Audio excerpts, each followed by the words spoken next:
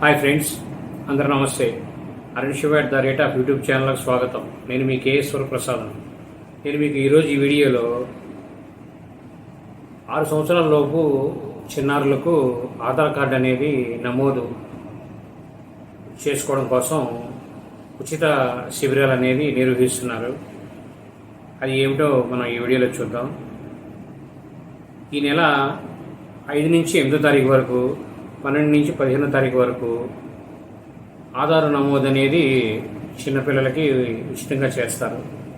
అది మన గ్రామ వార్డు సచివాలయాల్లో ఈ అవకాశాన్ని వినియోగించవలసిందిగా తెలుపుతున్నారు. అలాగే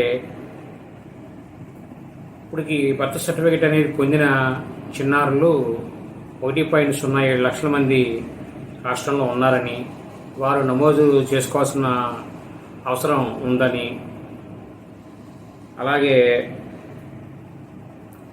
ఇప్పటికే బర్త్ సర్టిఫికేట్ అనేది పొంది ఉన్నారు, తీసుకొని ఉన్నారనుకోండి, మీరు ఆధార్ కేంద్రానికి వెళ్ళి ఆ వివరాలు అనేది మీరు సచివాలయంకి వెళ్ళి నమోదు చేయించుకోవాలి.